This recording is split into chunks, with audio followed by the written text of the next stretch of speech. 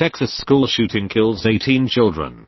3 adults. An 18-year-old gunman opened fire at a Texas elementary school, killing at least 18 children, officials said, and the gunman was dead. Uvalde, Texas. An 18-year-old gunman opened fire Tuesday at a Texas elementary school, killing at least 18 children, officials said, and the gunman was dead. The death toll also included 3 adults, according to State Senator Roland Gutierrez, who said he was briefed by state police on the fatalities. But it was not immediately clear whether that number included the assailant. It was the deadliest shooting at a U.S. grade school since a gunman killed 20 children and 6 adults at Sandy Hook Elementary in Newtown, Connecticut, almost a decade ago. And it came just 10 days after a gunman in body armor killed 10 black shoppers and workers at a supermarket in Buffalo, New York, in what authorities say was a racist attack. Federal law enforcement officials said the death toll was expected to rise.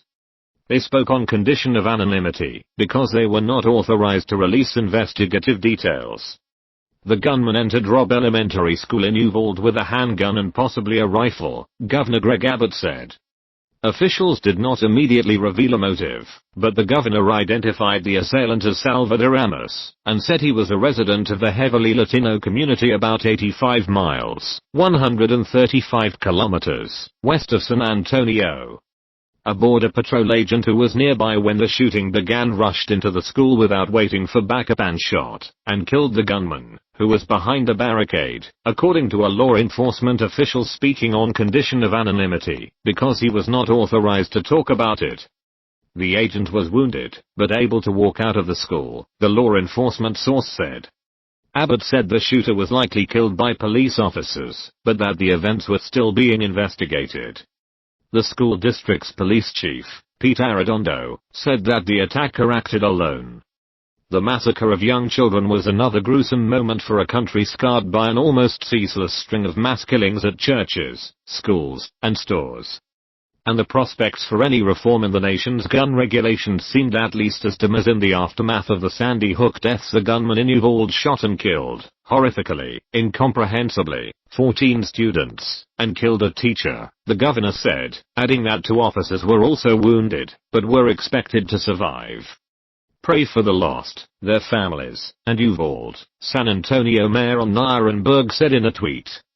It was not immediately clear how many people were wounded, but Arredondo said there were several injuries.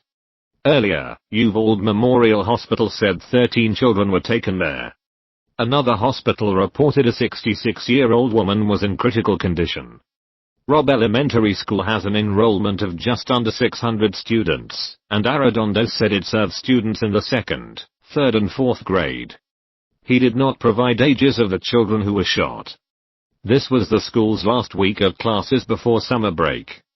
A heavy police presence surrounded the school Tuesday afternoon, with officers in heavy vests diverting traffic and FBI agents coming and going from the building.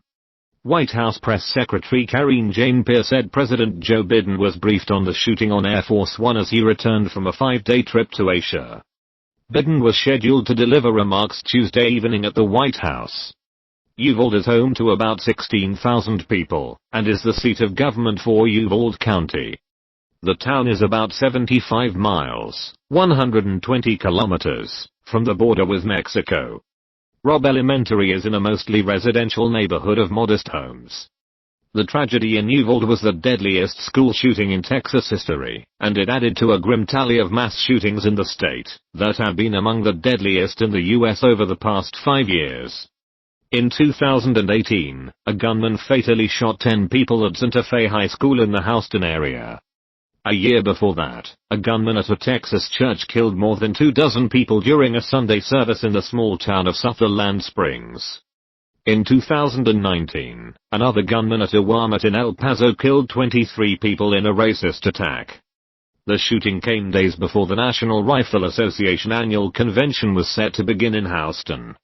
Abbott and both of Texas' U.S. senators were among elected Republican officials who were the scheduled speakers at a Friday leadership forum sponsored by the NRA's lobbying arm. In the years since Sandy Hook, the gun control debate in Congress has waxed and waned. Efforts by lawmakers to change U.S. gun policies in any significant way have consistently faced roadblocks from Republicans and the influence of outside groups such as the NRA. A year after Sandy Hook, SEN's Joe Manchin, a West Virginia Democrat, and Patrick Gaetzomy, a Pennsylvania Republican, negotiated a bipartisan proposal to expand the nation's background check system. But as the measure was close to being brought to the Senate floor for a vote, it became clear it would not get enough votes to clear a 60-vote filibuster hurdle. Then President Barack Obama, who had made gun control central to his administration's goals after the Newtown shooting, called Congress' failure to act a pretty shameful day for Washington. Last year, the House passed 2 bills to expand background checks on firearms purchases. One bill would have closed a loophole for private and online sales. The other would have extended the background check review period. Both languished in the 50-50 Senate, where Democrats need at least 10 Republican votes to overcome objections from a filibuster.